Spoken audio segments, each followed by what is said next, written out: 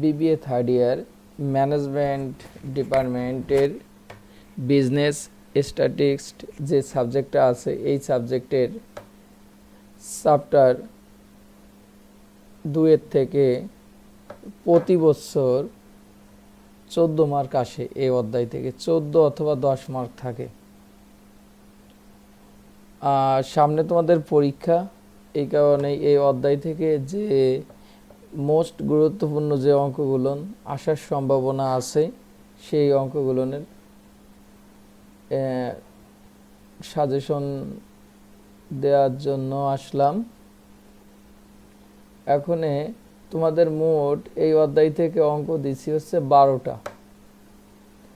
আশা করি এই অধ্যায় থেকে যদি তোমাদের পরীক্ষায় ম্যাথ সেট হয় তখন অবশ্যই এই 12টা অঙ্কের মধ্যে 14 মার্ক দিলেও বাঁধবে, 10 মার্ক দিলেও বাঁধবে। এই 12টা অঙ্কের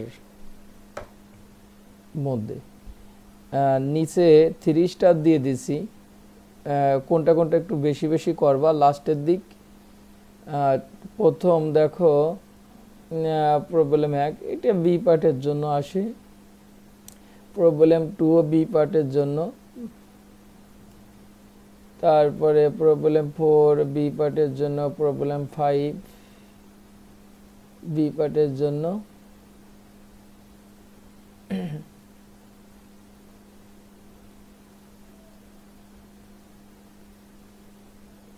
এরপরে তোমাদের সি পার্টের জন্য বা মোস্ট গুরুত্বপূর্ণ যে অঙ্কগুলো আসার সম্ভাবনা বেশি, যেমন এই যে 6 দাগ ডিভাইডেড, এর দুটো 6 আর 7, যে 6 পারবে সে 7ও পারবে। এই সেম নিয়মের অঙ্ক দুটো দিছি। এই ফরম্যাটেও আসতে পারে, এই ফরম্যাটেও আসতে পারে। এবার 10 মার্কের জন্য যদি এই অধ্যায় থেকে প্রশ্ন দেয়। এরপরে তোমার 8 নম্বরেরটা হিস্টোগ্রাম নির্ণয় করতে বলছে এবং হিস্টোগ্রাম হতে মুড বের করতে বলছে। যে হিস্টোগ্রাম হতে কি চাইছে? মুড। এটা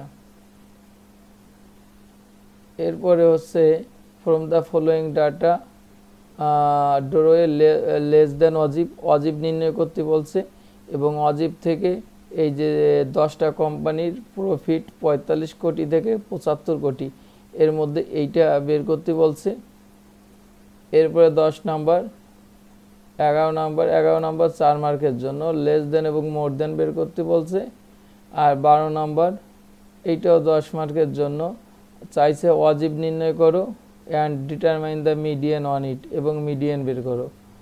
তাহলে আশা করি প্রত্যেকেই 12টা অঙ্ক, এই 12টা অঙ্কের মধ্য থেকে কত 6 দাগের থেকে 6টা অঙ্ক একটু বেশি বেশি করবা। এই 6 দাগ থেকে 12 দাগ পর্যন্ত একটু বেশি বেশি করবা।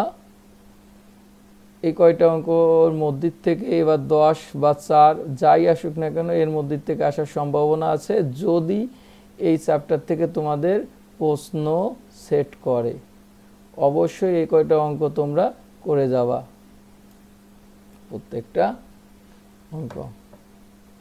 ভালো থাকো।